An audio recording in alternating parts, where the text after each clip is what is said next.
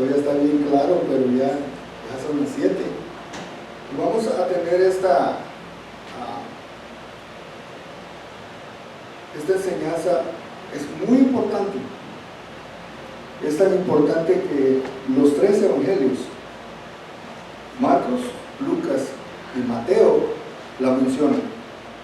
Hay partes en la vida de Cristo, el ministerio de Cristo, que no se mencionan, pero esta parte se menciona en los 3 evangelios.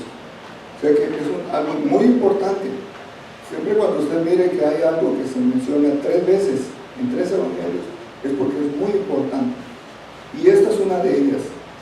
Y el título de la clase se llama Llegando a ser un cristiano espiritual. No sé si ustedes ya tienen ahí su clase. Aquí está enfrente si quieren venir a recoger. La clase está muy bonita.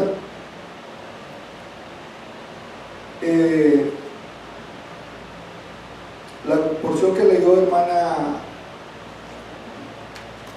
Leti prácticamente es donde se basa lo que vamos a estar estudiando.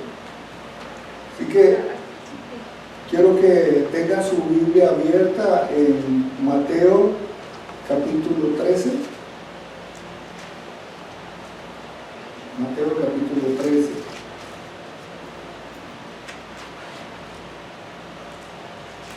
Y es en referencia a lo que es el sembrador. Fíjense que hay algo interesante en esta parábola. Nosotros estamos estudiando el libro de Marcos, y en el libro de Marcos es un poquito diferente la narrativa que Marcos da. Aquí en Mateo la vemos un poco más explícita, en Marcos no es tanto, pero cuando uno estudia el libro de Marcos se da cuenta de muchas cosas que el escritor quería que nosotros conociéramos. Y parte de eso comienza con el versículo 1, ¿verdad? Donde dice: aquel día salió Jesús de la casa y se sentó junto al mar, y se le juntó mucha gente. Y entrando él en la barca, se sentó, y toda la gente estaba en la playa. Y les habló muchas cosas por parábolas, diciendo: he aquí, el sembrador salió a sembrar. Y mientras sembraba, parte de la semilla cayó junto al camino, y vinieron las aves y la comieron. Parte cayó en pedregales, donde no había mucha tierra, y brotó pronto porque no tenía profundidad de tierra, pero salió el sol, se quemó. Porque no tenía raíz, se secó. Y parte cayó entre espinos, y los espinos crecieron y la ahogaron. Pero parte cayó en buena tierra y dio fruto, cual a 100, cual a 60 y cual a 30 por uno. El que tiene oídos para oír, oiga lo que dice Jesús, ¿verdad? Ahora, esta es una parábola de compromiso. Usted puede leer ahí, márquela, subrayela y notas aparte, datos que usted no va a encontrar ahí, por favor, anótelo al lado para que usted lo tenga como información. La primera parte que vemos en esto es que Jesús habló 4 tipos de terrenos en los que la buena semilla del Evangelio es plantada. Acuérdense, la semilla es la palabra de Dios. La semilla es buena, siempre va a ser buena. La palabra de Dios siempre va a ser buena, cuando dice amén.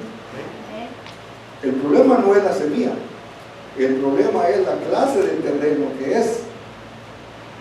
Entonces, si Jesús habló de 4 tipos de terreno, en los que cayó la semilla del Evangelio.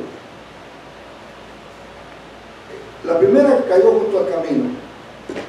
Para los que somos del campo sabemos de verdad que está en el camino, la gente va caminando y en el camino está apermazada la tierra, está duro, no hay donde la semilla vaya a caer, porque no, está dura la tierra, no está preparada. Y esta es un tipo de terreno.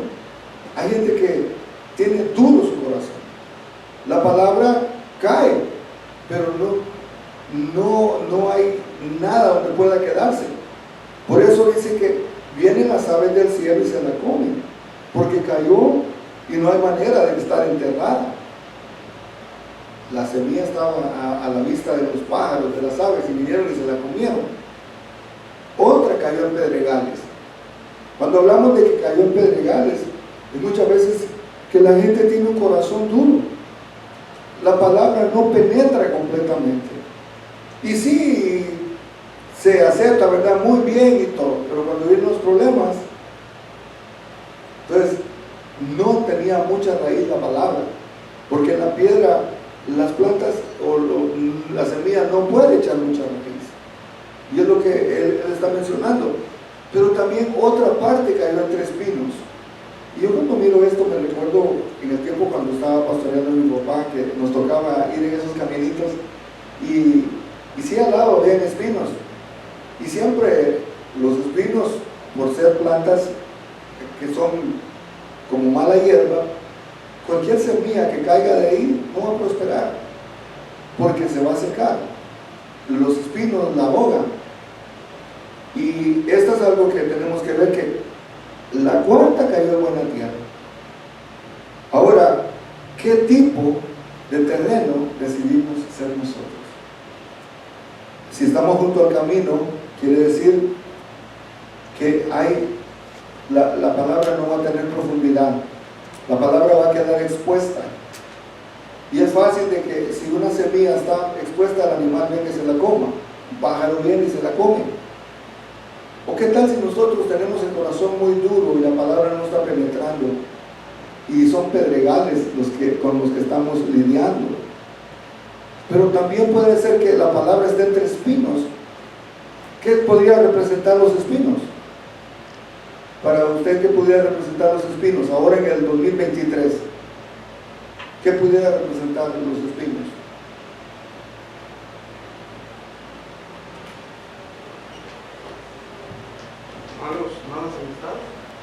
Malas amistades.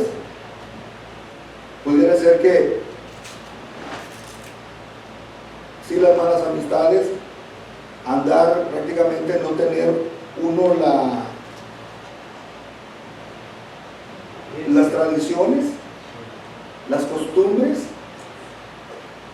que a veces las tradiciones son tan fuertes que no son buenas, pero las tradiciones muchas veces quitan la palabra. Y entonces la pregunta es esta: ¿qué tipo de terreno decide ser usted? ¿Qué tipo de terreno decido ser yo? Porque para que la semilla pueda germinar y crecer y dar fruto, tiene primero que germinar, tiene primero que echar raíces.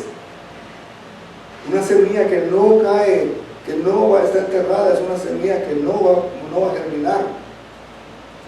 Y ahora la letra C: ¿está usted dispuesto a esforzarse para llegar a ser ese tipo de terreno? Ahora quiero explicarle lo de la parábola, porque aquí no la dice mucho, nada más da la introducción. En lo que sigue, Jesús no le da la interpretación a la gente. Él está hablando a la gente. Acuérdense que la multitud, él estaba en la barca y él está diciendo esta parábola, pero no le da la explicación. O sea, ellos se quedaron diciendo, pero era un sistema que usaban la mayoría de maestros para hablar. Pero ¿por qué Jesús no se las explicó? Porque si vamos a ver en el versículo 10, ¿cuál es el propósito de las parábolas? Entonces, acercándose los discípulos le dijeron: ¿por qué les hablas por parábolas? Él respondiendo les dijo: porque a vosotros os es dado saber los misterios del reino de los cielos, mas a ellos no les es dado. Esta palabra dado, el saber, esta palabra dado o saber no está en el original. Y entonces esa palabra crearía confusión, porque sería como el conocimiento. Entonces quiere decir que es una revelación para mí. No necesariamente. Entonces, a ustedes se les es dado. Él les explica, dice, el misterio, por ejemplo, dice, es dado a saber, no saber, que no es su conocimiento. Después lo vamos a ver por qué.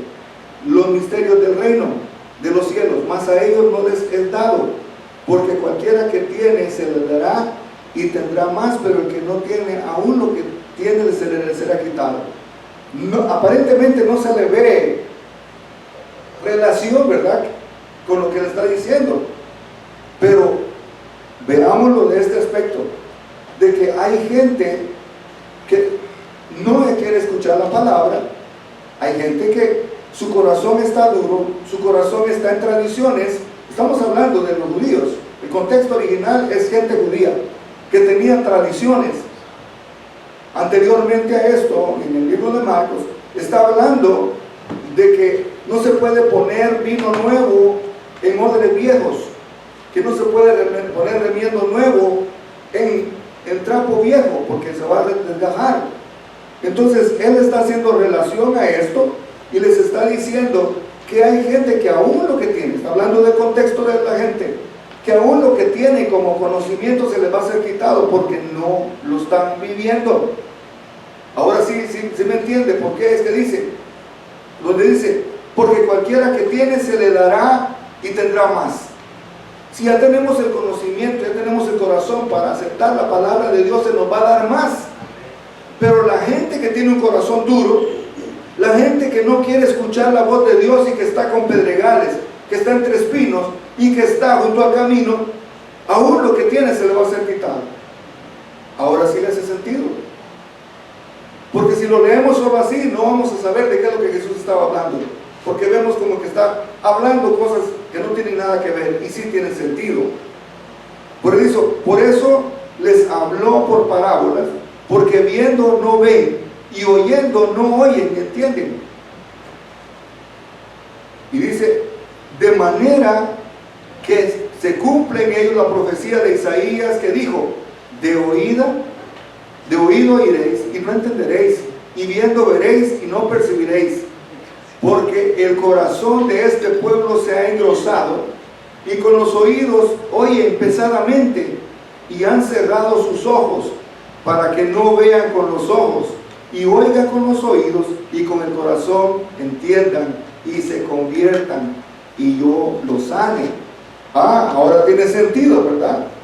Entonces, hay gente de la que está hablando Jesús aquí, que se está cumpliendo una profecía, y por eso Él no se las está revelando, porque cuando la gente tiene la disposición de escuchar y el corazón lo tiene bueno, como un buen terreno, cuando miraban lo que Jesús estaba haciendo, estábamos hablando de los religiosos, estamos hablando de los escribas, estamos hablando de los fariseos, de los maestros de la ley, viendo lo que Jesús estaba haciendo, no querían entender, y lo único que ellos miraban decía, acuérdense, y aquí en Marcos dice, por Belcebú, por el príncipe de las tinieblas es que anda sanando enfermos. Jesús los tuvo que reprender, porque esta gente no estaba en la condición de escuchar la voz de Dios a través de Jesús. Ellos no estaban en el deseo de aprender ni de ver que la profecía se había cumplido, sino que ellos lo único que estaban haciendo era ver cómo caía Jesús. En Marcos anteriormente se mira donde dice que fueron a hacer complot los fariseos con los herodianos. Para que usted sepa, los fariseos eran una secta religiosa, pero los herodianos eran la clase política, venían de Herodes, de la descendencia de los idumeos. Entonces fueron a hacer alianza para que Jesús cayera como preso, o para un complot para ganar a Jesús. Entonces Jesús le está hablando ya a estas personas y le está diciendo, el corazón de ellos está como piedra y la palabra no va a caer. Por eso es que no les digo, porque esta gente no va a entender. Pero ahora vea, verso 16 es importante. Dice, pero bienaventurados vuestros ojos, porque ven, y vuestros oídos, porque oyen. Porque de cierto os digo que muchos profetas y justos desearon ver lo que veis, y no lo vieron, y oír lo que oís, y no lo oyeron. Muchos profetas profetizaron de Jesús, y sus ojos no lo pudieron ver. Muchos hombres justos, Abraham, por ejemplo, sabía perfectamente. David sabía, en sus salmos se pueden ver, y sin embargo no lo vieron. Por eso les dice a ellos, bienaventurados ustedes, porque ustedes están, lo que están viendo y lo que están oyendo, esa gente justa, esos profetas lo hubieran querido escuchar. Yo tengo una pregunta: ¿cuál hubiera sido su reacción si usted hubiera tenido la oportunidad de ver a Jesús predicar?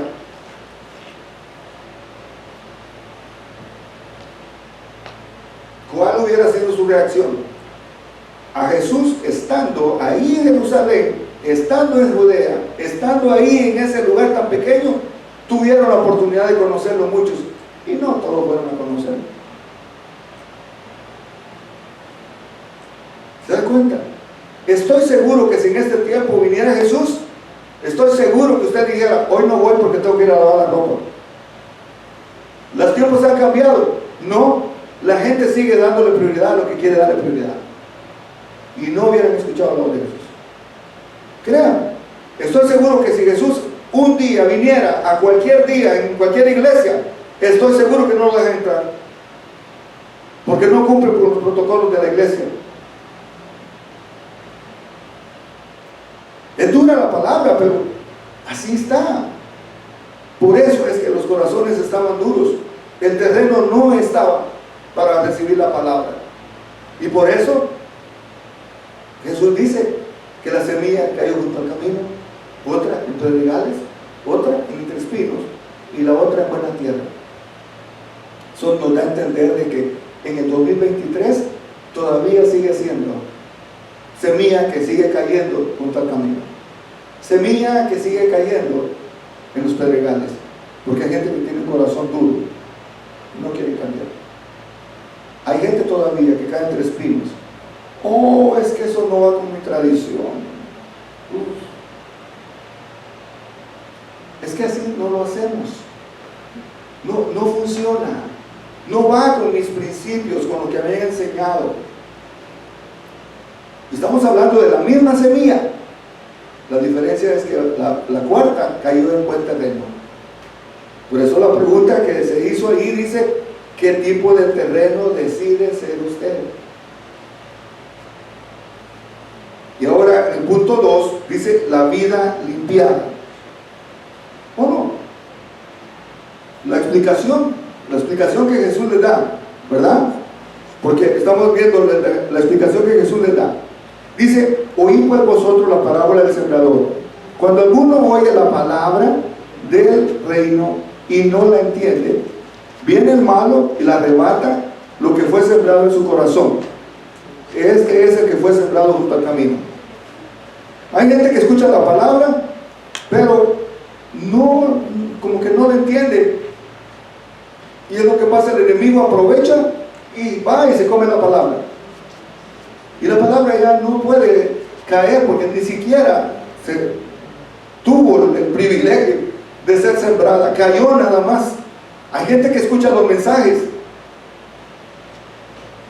y eso tiene que tener cuidado usted cuando está escuchando la palabra de Dios, de usted hacer un tiempo para decir, voy a abrir mi corazón para que esta palabra se quede, voy a abrir mi mente para que esta palabra se quede, porque si no nada más va a quedar por encima, y viene el enemigo y se la come. Entonces, ¿qué es lo que dice el 20? Y el que fue sembrado en pedregales, este es el que oye la palabra y al momento la recibe con gozo, pero no tiene raíz en sí, sino que es de corta duración, pues al venir la aflicción o la persecución por causa de la palabra luego tropieza. Después el verso 22, el que fue sembrado entre espinos es el que oye la palabra, pero el afán de este siglo y el engaño de las riquezas ahogan la palabra y se hacen infructuosos. Hermano, ¿nos puede ayudar en tal cosa? Fíjese que no puedo porque tengo que trabajar. ¿Me puede hacer esto? No puedo porque tengo que cuidar a los niños. Es que se me puede meter a la casa, me puede robar el carro. ¿Cuántos afanes? Este es otro tipo de, por eso le dice los afanes de la vida. Reciben la palabra con gozo, pero cuando hay un precio que se tiene que pagar, yo no sabía eso. Entonces, si así es mejor, ¿no? ¿Verdad? Entonces tenemos que ver que los espinos son los afanes de la vida. Muchas veces por los afanes es la gente que no busca a Dios, que no tiene tiempo para Dios. Y si usted podemos ponerle tantos nombres a tantos espinos. ¿Cuántos afanes son los que nos están matando? Y muchas veces la semana no la sentimos ni en cuándo comenzó ni cuándo terminó, porque los afanes nos traen para acá y para allá. Y no me dejará mentir usted, porque estamos viviendo en la misma sociedad. Ahora el 23 dice: mas el que fue sembrado en buena tierra, este es el que oye y entiende la palabra y da fruto. Entonces, escuchar la palabra es bueno, pero entenderla es mucho mejor. La palabra, si usted la escucha, magnífico, pero cuando usted la entiende, es porque ya es la que va a dar fruto. Y entonces, el que hoy entiende la palabra da fruto y produce a 100, a 60 y a 30 por uno. ¿Por qué no a 100 todos? Pregunto. ¿Por qué no todos al 60? ¿Por qué no todos al 30? Porque cada quien recibe lo que agarra y da de lo que él va agarrando. No todos tenemos la misma capacidad para agarrar y distribuir al 7 por 1 o al 60 por 1. Eso lo miro yo así, de que si dice, hay unos que dieron al 60, al 30 y hasta el 100 por 1. Ok, ¿alguien más? Yo pienso de que sí habemos diferentes, porque usted por ejemplo da el 150 por 1. Sí, no te pero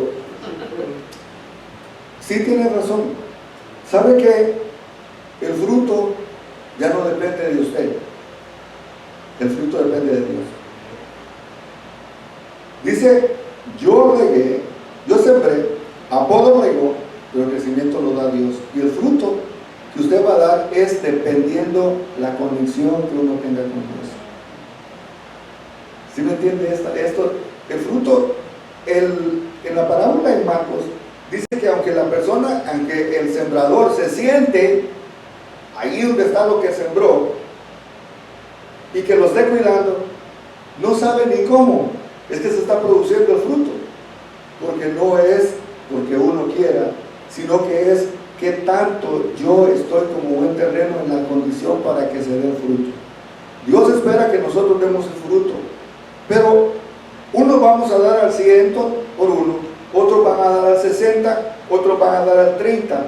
Eso nos tiene que dar el consuelo de que no esperemos que todos tengan 100%, y por eso usted como líder no tiene que molestarse cuando usted mira que la persona no está dando fruto a lo que usted esperaba, porque el fruto lo va a dar, lo va a producir Dios en esa persona. Acuérdense, el fruto del Espíritu Santo, Él lo produce en nosotros, pero ¿cuánto dejamos que el Espíritu Santo obre en nosotros? Mientras nosotros estemos haciendo las cosas en nuestra fuerza, no va a ser fruto del Espíritu, sino que va a ser fruto de la carne. Y Gálatas 5 nos dice cuáles son los frutos de la carne. Pero también el mismo Gálatas 5:22 dice que cuál es el fruto del Espíritu. Entonces, si queremos dar fruto, tenemos que estar oyendo la palabra, entendiendo la palabra. Y entonces el fruto va a comenzar a dar. Puede ser que demos el 100, el 60, el 30. Pero lo que no es normal es que no demos fruto. Jesús no mencionó y unos no dieron fruto. Él dijo unos al 30, que es lo mínimo que pudiéramos estar dando. Del 100%, el 30, ¿cuánto es? Del 100%, el 30, ¿cuánto es? Tercera parte, ¿no? Imagínense, tenemos que dar fruto. Eso es lo que Jesús espera de nosotros. O sea que una persona que no está dando fruto queda muy en duda si realmente está haciendo, la palabra de Dios está haciendo efecto en la persona. Mire, ya por eso, al entrar en esta segunda sección de la clase, dice que la vida limpiada. La Biblia nos dice que hay 3 clases de personas. Me gustaría, si alguien por favor me puede leer 1 Corintios 2:14 y otra el 3:3. Pero el hombre natural no percibe las cosas que son del Espíritu de Dios, porque para él son locura y no las puede entender porque se han de discernir espiritualmente. ¿Y el 3:3? Porque aún ¿O lo leyó de corrido? 14. ¿Usted me dijo 2:14? 2:14. y el 3:3 ¿Y el 3:3? hasta el 3. Oh, hasta el okay. En cambio, No, el 3:3. Solo el 3:3, ¿no? Amén. Porque aún sois carnales, pues habiendo entre vosotros celos, contiendas y divisiones, no sois carnales y andáis como hombres. Ok. Sí tiene razón de toda de 2:14 hasta el 3:3. Pero usted puede ver ahí que la gente, dice el apóstol Pablo, la gente que es carnal no puede discernir lo espiritual. O sea, ahora, nosotros vamos a ver qué es lo que significa una persona carnal y lo que es una persona espiritual. Y aquí vamos a ver el primer punto. Dice, la persona natural. ¿Quién es la persona natural? Y ahí lo leímos en el 2:14, ¿verdad? ¿Qué es lo que dice hermana Leti? La persona natural. son del Espíritu de Dios. 1 Corintios 2:14. Pero el hombre natural no se percibe las cosas que son del Espíritu de Dios, porque para él son locura y no la puede entender porque se han de discernir Espiritualmente. ¿Ok? Para la persona natural no las entiende, no las va a entender, porque para él no tiene lógica, no tiene sentido. Pero usted mira la gráfica que hay ahí, el círculo que hay ahí, y está la E, que significa el ego, el yo, en el trono. Y usted mira el dibujito, el ego está sentado en el trono. ¿Sí lo tiene usted ahí?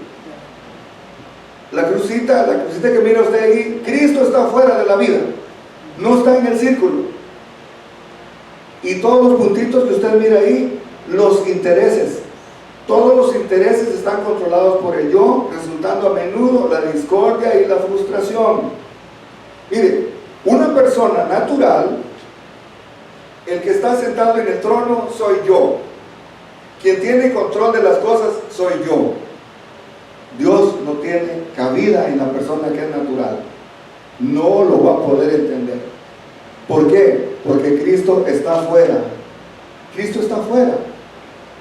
Dios no tiene control en esa persona. Y los intereses que van a estar controlando a esa persona son intereses que van a aumentar mi yo. Voy a hacer esto porque yo quiero ser fulano de tal. Yo quiero hacer esto, yo quiero tener esto. Todo va a venir al yo, porque el ego está sentado en el trono. Ahora vamos a ver la siguiente, la persona espiritual, en el 2:15. Ya que me lo lee. 1 Corintios 2:15. cambio el espiritual juzga todas las cosas, pero él no es juzgado por nadie. Ahora, el espiritual dice que él puede juzgar todas las cosas, ¿verdad? Pero él no puede ser juzgado por nadie. ¿Por qué? Porque el espiritual tiene el conocimiento de Dios. El Espíritu Santo es lo que prácticamente la persona que está controlada por el Espíritu Santo es una persona que va a poder discernir las cosas espirituales y decirle, se ve bien esto, pero no tiene sentido, tenga cuidado, porque no es el hombre natural, sino que es el Espíritu Santo el que está. Y si usted lo puede ver, Cristo ahí está en el trono. Usted mira la crucita en el círculo, Cristo está sentado en el trono.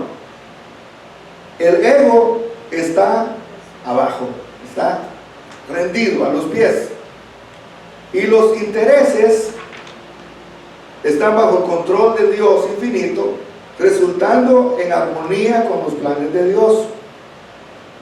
Esto prácticamente es lo que nosotros como personas debiéramos anhelar, de que sea Dios en nuestro corazón, en nuestro trono, que nuestro ego esté a los pies de Dios, para que nuestros intereses estén guiados y estén controlados por lo que Dios quiere para nosotros.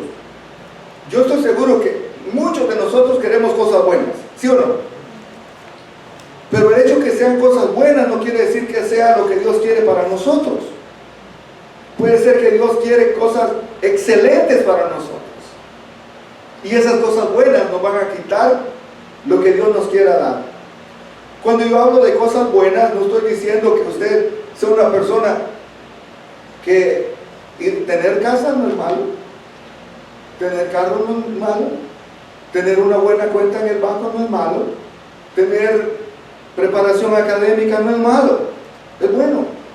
Pero hay cosas que son más excelentes que esas, y son las cosas que vienen de parte de Dios. Supongamos la sabiduría. Usted quiere conocimiento, usted quiere sabiduría humana, pero la sabiduría que viene de Dios es perfecta, porque la sabiduría no solo nos da conocimiento, sino que también nos da la capacidad de poder tomar decisiones sabias. Yo decía esto predicando la otra vez, en el mensaje, en el penúltimo mensaje, de que nosotros muchas veces estamos tomando las decisiones, pero no las estamos tomando las decisiones sabias. Tenemos el conocimiento, pero no tenemos las decisiones sabias, y por eso muchas veces fallamos. Ahora, el otro que sí no le recomiendo a usted es el hombre carnal, y ahí está del 3, del 1 al 13, por aquí me lo puede leer. Primera Corintios. De manera que yo, hermanos, no pude hablaros como espirituales, sino como carnales, como a niños en Cristo. Os di a beber leche y no vianda, porque aún no erais capaces, ni sois capaces todavía, porque aún sois carnales, pues habiendo entre vosotros celos, contiendas y disensiones, no sois carnales y andáis como hombres. Qué duro le habla el apóstol Pablo a los corintios, ¿verdad? Y le dice, ¿cómo ustedes dicen que no son carnales? ¿Qué es lo que le dice ahí? Todavía hay pleitos, todavía hay disensiones, todavía... O sea que la persona carnal es una persona peligrosa. Así lo pone el apóstol Pablo, ¿verdad? Que dice que la persona carnal todavía actúa bajo los deseos de la carne. Y si vemos en el dibujito aquí, usted mira que la persona carnal, ¿quién está sentado en el trono? El ego. Se vuelve a sentar, ¿verdad? El ego está en el trono. Y Cristo destronado. Cristo está abajo. O sea que aquí se cambian los papeles. Aquí soy yo el que tomo el primer lugar, y Cristo lo dejo a un lado. Está dentro del círculo, pero está abajo. Está a los pies. Y aquí te está hablando ya los cristianos, no la persona natural. Pues son personas que están ya con el conocimiento, nomás que no dejan que la palabra venga a llenar la transformación, sino que es ellos que están. Sí, Corintios no le está hablando a gente que no es cristiana. Nosotros estudiamos el libro de Corintios y lo estudiamos verso a verso. El apóstol Pablo está mandando la carta de Corintios a la gente que es cristiana. Pero, como ya estamos en el 2023, ¿verdad que no existe esta clase de gente? No, de verdad. Me están asustando. ¿De verdad existe todavía esta clase de gente natural, carnal y en las iglesias? Todavía la palabra es efectiva. Pastor, yo pienso de que aún la iglesia hoy en día está carnal. Porque hablamos de lo espiritual y como lo que decía, ¿no? Hablamos de lo espiritual y no le entendemos a lo espiritual porque todavía estamos en ese yo soy primero, el Señor después, y todo eso tiene mucho que ver con la vida diaria de uno, porque uno pone primero las prioridades, como decía, antes que el Señor. Podemos decir, y yo tengo que hacer algo para el Señor, pero no, es que necesito hacer esto. Por eso son los intereses. Los intereses entonces están controlados por el yo. También donde empezamos a dejar que las cosas tomen control, en Hebreos 5 nos dice de que ya deberíamos ser maestros, pero en vez tenemos que regresar a tomar leche, porque prácticamente ya no podemos tolerar la comida fuerte más, porque nos hemos apartado. Y estamos de regreso con la leche porque el estómago espiritual no tolera comer carne. Lo triste de esto es de que la gente sabe palabra, pero no la vive. ¿Y sabe cómo se llama eso? Falta de ética. Cuando uno sabe algo, la ética comienza cuando usted lo comienza a vivir. Un doctor puede ser el mejor doctor, tiene que poner el mejor conocimiento, pero le dice, ¿sabe qué? No me paga a que se muera. ¿Dónde está la ética del doctor? Sabe, porque es un buen cirujano, pero el conocimiento que tiene no lo está poniendo. Lo mismo sucede, una persona que es cristiana, una persona que sabe la palabra, una persona que tiene el principio cristiano y no lo vive, prácticamente se convierte en lo que dice mi hermano, es una persona carnal. ¿Eso es lo que viene a ser un impío? Un impío. Un impío. Yo tenía Un impío es el que sabe lo bueno y no lo hace. Pero en términos seculares es una persona falta de ética. Una persona que no vive de acuerdo a lo que tiene que vivir. Una persona mediocre, una persona que no está viviendo el estándar que tiene que vivir. Por eso usted escucha decir, para ser como fulano mejor no soy nada. Porque dice que es cristiano, pero sus hechos dicen completamente lo opuesto. Entonces nosotros inconscientemente, indirectamente, estamos siendo piedra de tropiezo para que otra gente venga y conozca el Evangelio. El Evangelio es lo máximo. Conocer el Evangelio tiene que hacernos a nosotros un nivel de estándar diferente, un nivel de estándar de vida superior a lo que el mundo está viviendo y lo que está conociendo. Son buenas nuevas. Hay esperanza para este mundo que se está muriendo. Pero sin embargo, ¿cuántos pastores, y lo digo con toda la libertad, pastores, predicadores, evangelistas, que no están viviendo a la altura de lo que Dios quiere?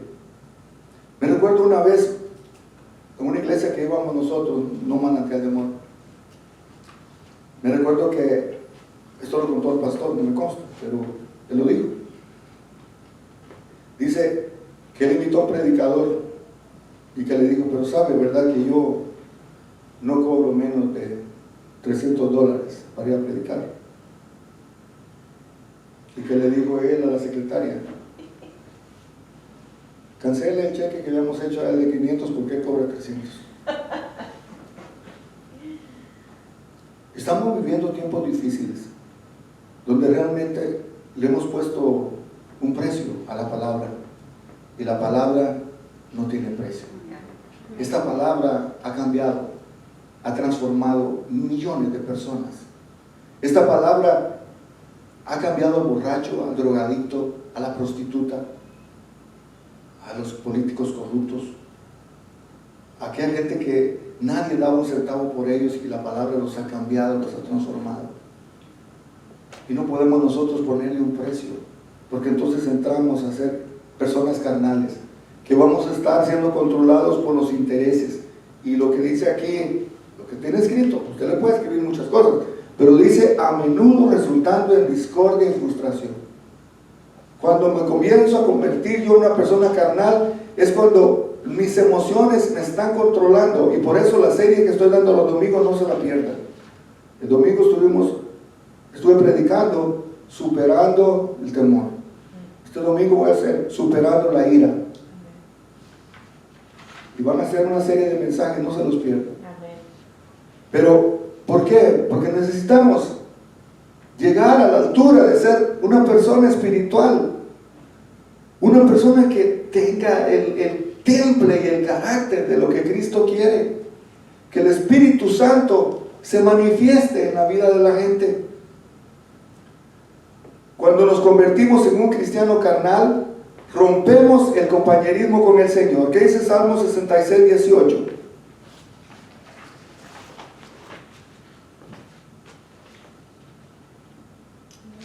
Si en mi corazón hubiese yo mirado a la iniquidad, el Señor no me habría escuchado. O sea que cuando nosotros nos convertimos en personas carnales, estamos rompiendo esa línea de intimidad con Dios. Ya nosotros no vamos a ver nuestros intereses, pero vamos a ver intereses del reino. Acuérdense que comenzamos con la parábola del sembrador. Y todo lo que nosotros tenemos que hacer en nuestra vida tiene que ser para el reino de Dios. Y yo decía esto en un mensaje, no me recuerdo cuándo fue, pero lo repito ahora, y le digo, estamos acostumbrados a decir, es que esa es la vida secular. La vida cristiana no tiene nada que ver con esto. No. Si muchos cristianos viviéramos de acuerdo a los estándares de la Biblia, no hubiera tanto abogado ratero, no hubiera tanto médico cobrando lo que no tiene que cobrar, hubiera más gente justa. ¿Sabe por qué?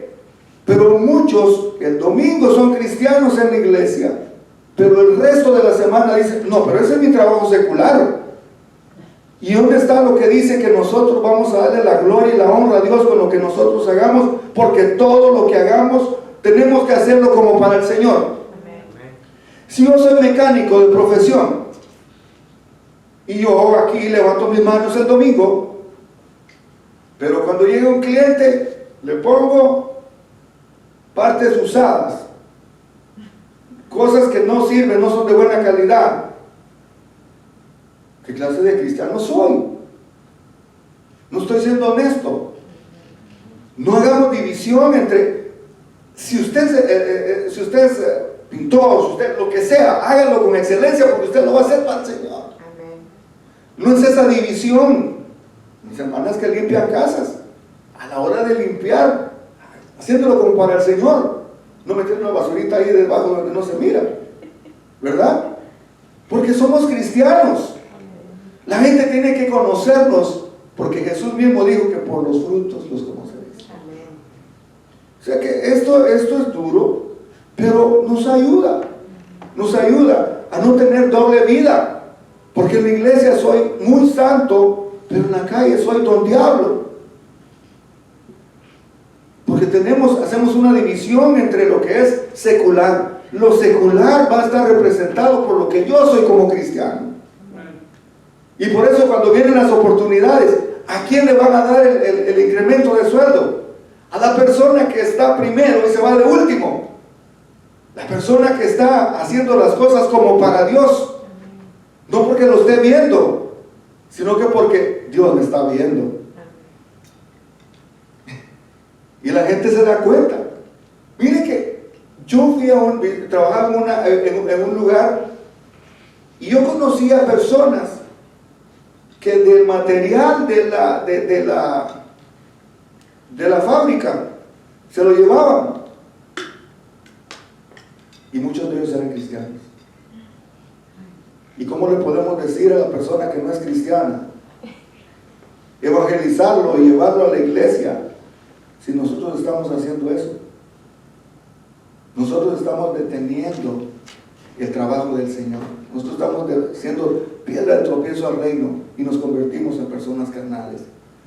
Desde el momento que nosotros pensemos en el reino nos va a engrandecer. El reino nos va a honrar. Es como cuando si usted perteneciera a la embajada de Estados Unidos en El Salvador, ¿verdad? Usted va representando a Estados Unidos en El Salvador. Dicen, ahí viene el embajador de Estados Unidos en El Salvador.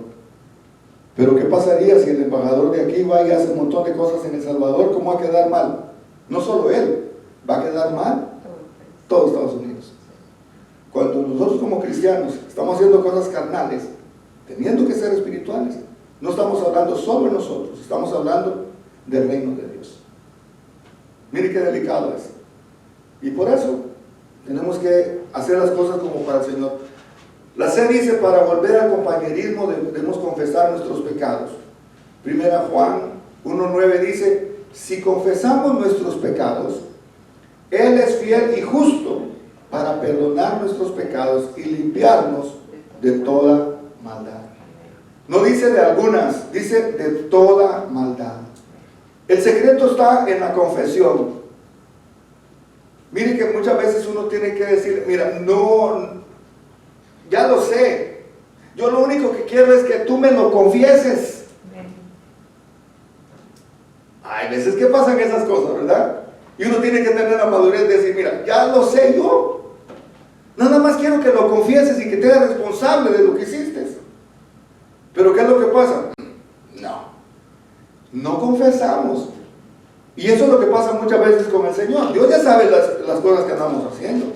Pero Él lo que quiere es que confesemos. Porque la confesión nos va a hacer libres a nosotros. Esto es como cuando usted al niño le dice, ¿quién se comió los frijoles? Y dice, no sé quién, y con el soplo en el diente. Con la cáscara de los frijoles en el diente. Es bueno reconocer. Mire, yo no estoy diciendo esto porque todos fallamos, ¿sí o no? Todos de alguna manera, en alguna vez, no hemos dado el ancho, no hemos dado el largo, hemos quedado cortos, tal vez hemos defraudado a personas que han confiado en nosotros. Pero la confesión nos libera de eso. Tal vez no le hemos sido fieles al Señor, pero la confesión nos libera de eso. Dice el número 2, la letra D dice, también debemos aceptar su perdón, porque Dios quiere perdonar, olvidar y borrar nuestros pecados. Así como usted mira ahí en inglés es el mismo. Si confesamos nuestros pecados, Él es fiel y justo. Pero el número 2 dice, Él borra nuestros pecados. Fíjese que una cosa es cubrirlos, otra cosa es borrarlos.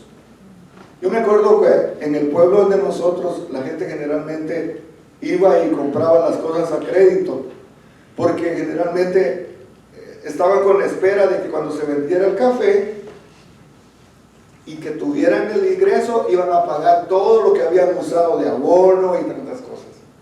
Entonces, ¿qué era lo que el de la tienda le hacía? Una lista, ¿verdad? Llevó tanto de abono, llevó tanto de semilla, llevó tanto de fertilizante, y estaba la lista ahí de las personas. Y cuando venía el tiempo del corte del café, la persona iba y pagaba todo. Pues mire, haga de cuenta que usted y yo éramos esos que teníamos una lista grandota de lo que debíamos. ¿Y qué es lo que hacía el Señor? Decir, no se preocupe, rompió o borró, le dio un tachón y dice, no me debe nada. ¿Usted se enojaría? Creo que no. Y es lo que el Señor hace. Dice que Él borra todos nuestros pecados. Y si Él borra nuestros pecados, no es para nosotros andar esculcando, ¿verdad? Y trayendo los pecados de las personas. A veces Dios nos perdona, la gente no nos perdona. Por eso el salmista decía, júzgame tú, oh Dios. Porque mucha de la gente nos va a juzgar sin misericordia. Dios sí nos va a juzgar, pero nos va a juzgar con misericordia. Entonces, confesemos nuestros pecados para que el Señor los borre. Y también, número 3, dice que olvida nuestros pecados. Al decir olvidar, es que ya no hay memoria de ellos. No hay cosa peor que uno no se pueda perdonar a uno mismo. A mí me pasó con algo que hice, y yo no me lo perdonaba. Y hacía lo que hacía, yo me sentía culpable, de verdad, me sentía así tan mal. ¿A usted le ha pasado alguna vez? Que usted dice, es que me siento tan mal conmigo mismo, que no siento que Dios me haya perdonado. Pero esta noche le tengo buenas noticias. Dios borra sus pecados, y al borrar sus pecados también ya no se acuerda más de ellos. Olvida los pecados. Y dice, y nunca más me acordaré de sus pecados y transgresiones. Hebreos 10, 17. Ese es el Dios que nosotros tenemos, que nos borra nuestros pecados, que olvida nuestros pecados. Número 4 dice, entierra nuestros pecados en lo más profundo de la mar. Y dice Miqueas 7, 19, echará en lo profundo del mar todos nuestros pecados. ¿Cuántos pecados va a echar? Todos. ¿Se siente usted alegre de saber que el Señor echó todos nuestros pecados? Ahora le doy un consejo, no se vuelva abuso. Porque hay gente que va y se pone el taque y se pone la mascarilla y por aquí lo dejé. A bucear y a traer los pecados pasados. Y esto puede ir como en la pareja. Este puede ir en relaciones personales de nosotros como hermanos. Puede ir en relaciones con nuestros padres. Puede ir en relación con las personas que nosotros tenemos contacto, con nuestras amistades. Así como Dios nos perdonó, así tenemos nosotros que perdonar a las otras personas. Y no nos convirtamos en buzo, ¿verdad? Hay mujeres que dicen, no lo es. Es que dicen que las mujeres no se vuelven histéricas, sino que se vuelven históricas cuando están enojadas. Que van y una cosita les recuerda todas las anteriores. Pero si hablamos de esto, ya dijimos que estábamos en paz. Pero eso pasa, ¿sí o no?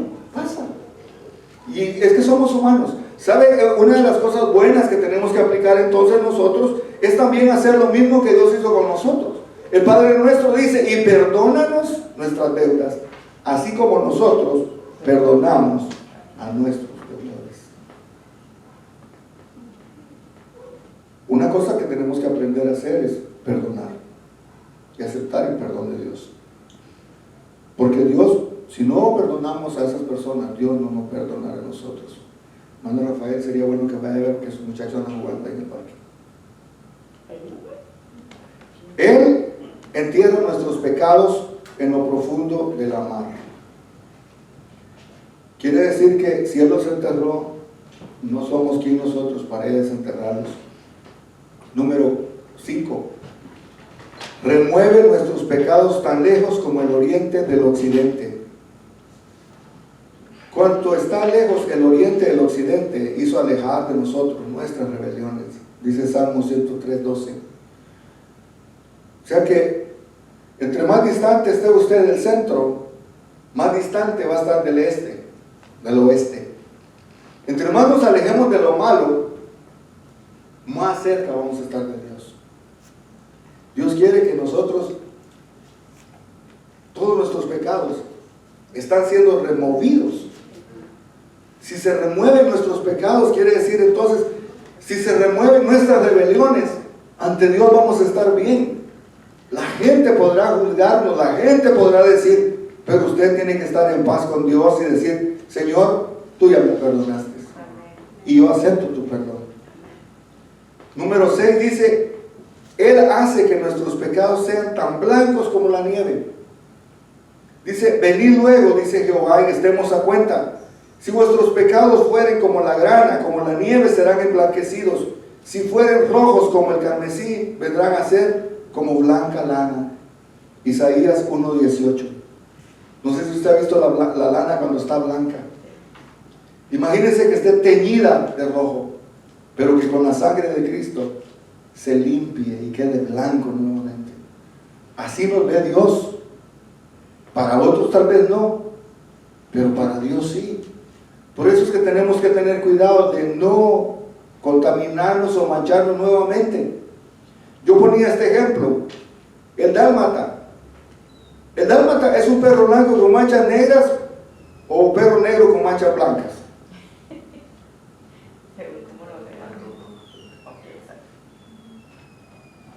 ¿Verdad que la pregunta se vale? Porque hay gente, hay dálmatas que tienen más manchas negras que blancas. Entonces, ¿cuál sería el olor original?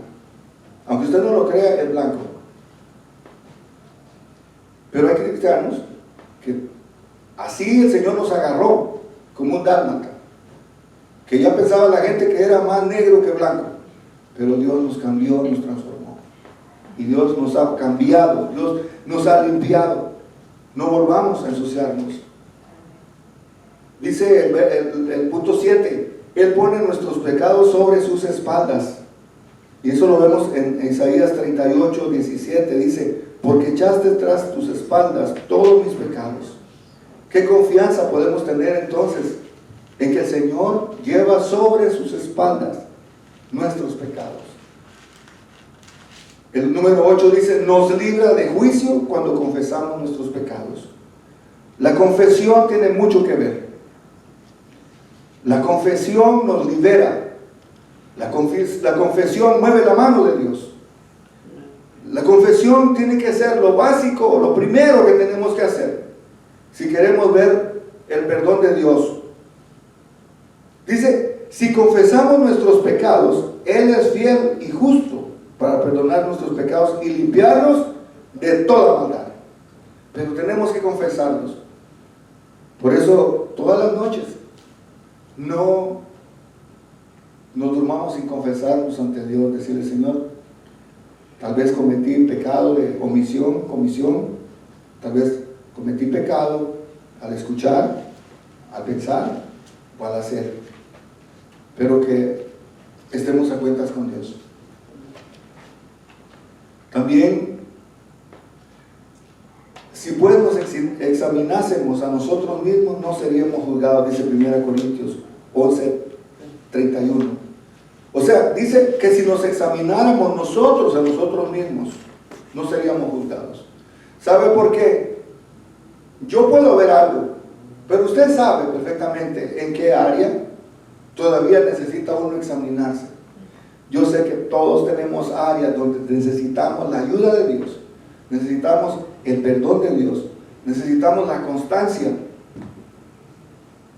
Por eso Juan 5:24 dice, de cierto digo, el que oye mi palabra y cree al que me envió, tiene vida eterna. Y no habrá condenación, mas habrá pasado de muerte a vida. ¿Sabe que este es un estudio evangelístico? Este es un estudio para que si la gente que estuviera aquí, la gente que se invita a los estudios bíblicos, estuviera escuchando esto, bien se le puede hacer el llamado y decirle, este es el Dios que nosotros creemos, el Dios que nosotros adoramos, el Dios que nosotros servimos, y poder hacer un momento de arrepentimiento, que la gente venga, porque muchas veces la gente lo que recibe es condenación.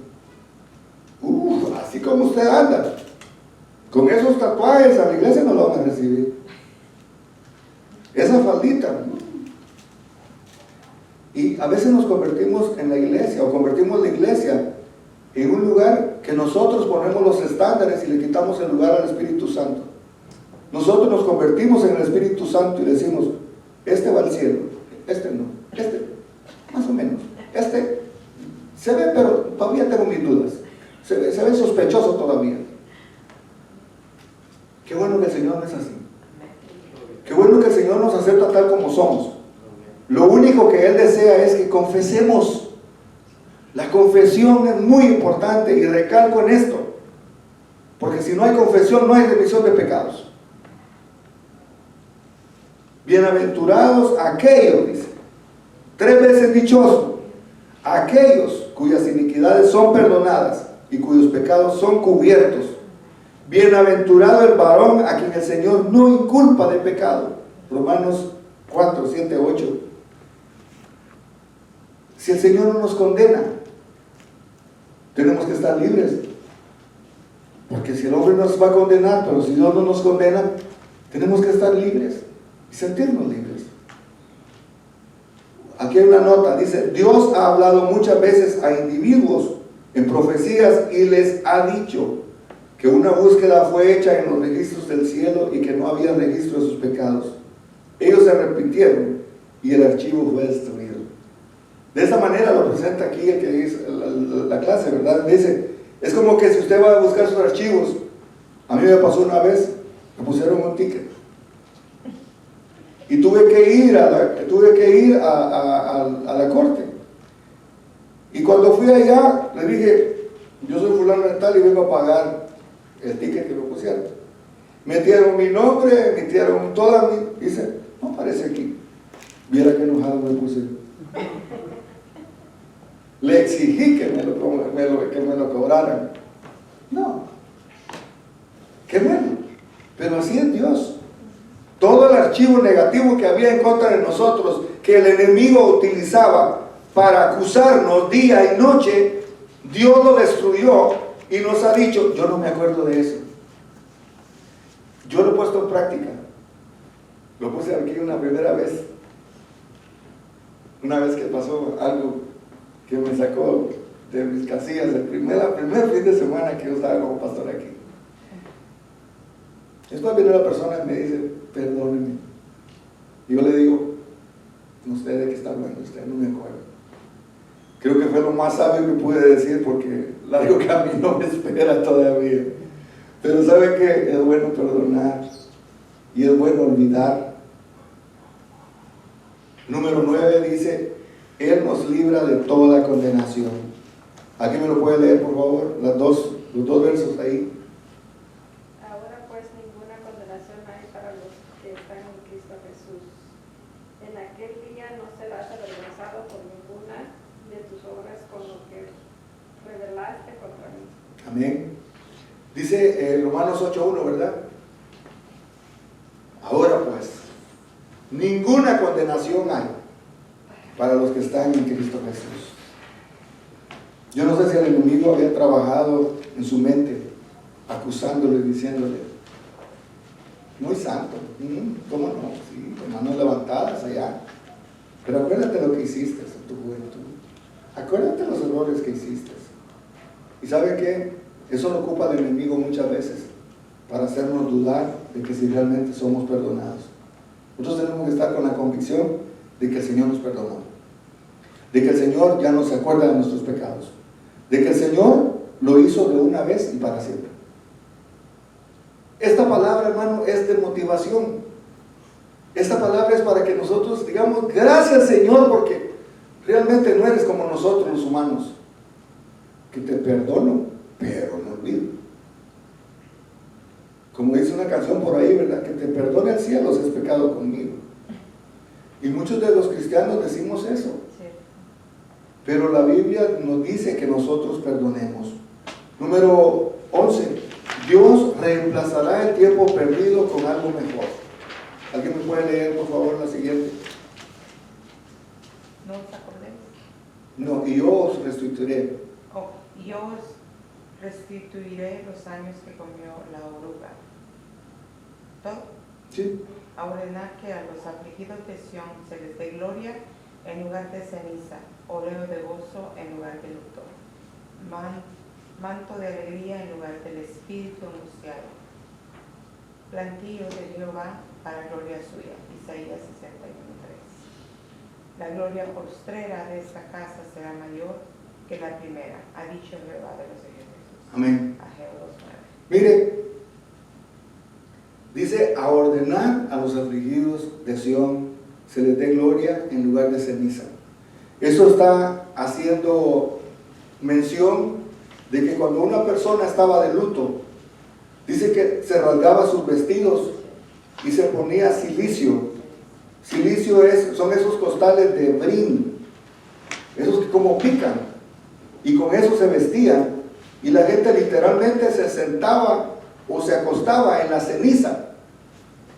Lo incómodo que es la ceniza, todo sucio, y la incomodidad de lo que pica esa tela, si se le puede llamar tela. Pero era un castigo en el cuerpo. Pero él dice, lo que dice que es, les des gloria en lugar de ceniza, que les des gloria, que les des honra en vez de esos trapos, en vez de eso que era hacerse vil. Usted lo puede ver en la historia de David, cuando dice que rasgó sus vestidos y se puso el traje de cilicio cuando su hijo estaba enfermo. ¿Sí se recuerda esa historia? Pero ¿qué es lo que dice cuando el hijo murió? Dice que se quitó toda esa ropa y se puso las ropas reales. Y todos le dijeron, ¿pero por qué lo hiciste? Ahora que se murió tu hijo, ahora te viste de ropas reales. Porque él pensaba que autocastigándose, quitándose la gloria, Dios iba a hacer algo por el niño. Pero no lo hizo. Entonces aquí lo que está diciendo es que Él nos ha quitado esa ceniza, Él nos ha quitado esa ropa y nos ha vestido de gloria. Nos ha dado honra. En vez de nos ha dado alegría, en vez del lugar de espíritu angustiado. Plantío de Jehová para gloria suya. Esto tal vez no lo logramos entender. Dios siempre ha dicho que Israel ha sido como su plantío, refiriéndose a que una persona cuando tiene un viñedo es lo mejor que puede tener, tiene su viñedo, viñas escogidas, lo dice Isaías en la parábola, la única parábola que está en el Antiguo Testamento, donde dice, somos el plantío del Señor, Él ha puesto lo mejor en nosotros, somos el plantío del Señor, para gloria de Él, para gloria de Dios. Número 12, Dios perdona totalmente y olvida el pecado. ¿Alguien me lo puede leer, por favor? Por lo menos el primer párrafo. Él quiere formar un ejército de pecadores perdonados que estarán conformados a la imagen de su Hijo y que llevarán su mensaje de amor al mundo. Aquellos a quienes se les ha perdonado mucho, amarán mucho, y solamente a través de su disposición de mantenerse perdonado y olvidando cada vez que confesamos, es que podamos destruir el pecado y ser perfeccionados en su amor. Él está levantando un ejército de gente gozosa, victoriosa y perdonada. ¿Aceptarás tu perdón?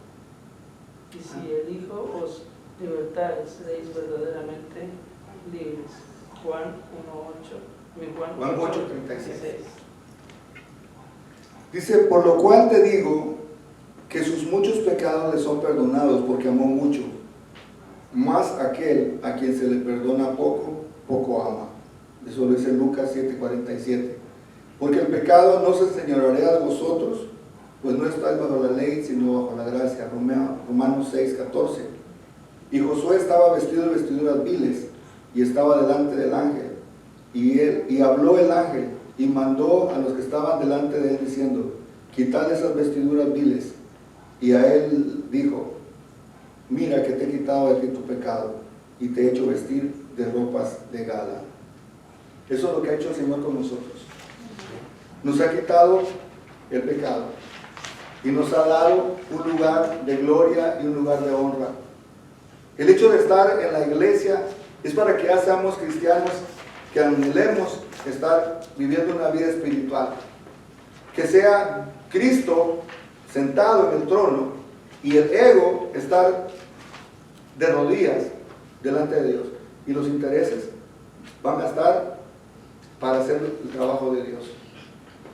Esta clase es muy hermosa, aquí nos quedamos. Pero yo le digo de que ¿qué tanto podemos lograr si nosotros como cristianos comenzamos a no pensar en la mente natural, sino que comencemos a pensar de una manera espiritual? Y la única manera que lo podemos hacer es dándole nuestro trono a Dios. Y que podamos dar fruto al 100, al 60 o al 30 por uno. Pero vamos a dar fruto. Y esa es mi oración por cada uno de ustedes, de que el Señor nos ayude a dar fruto. Y que no estemos ya siendo víctimas de las acusaciones del enemigo, ni tampoco dejando que los pensamientos que el enemigo pueda traernos a nosotros nos siembren la duda y nos pongan culpa. El Señor nos ha liberado, el Señor nos ha perdonado para poder dar un fruto excelente para el Señor. Terminamos con esto la clase. Que Dios le bendiga. Nada más quiero orar.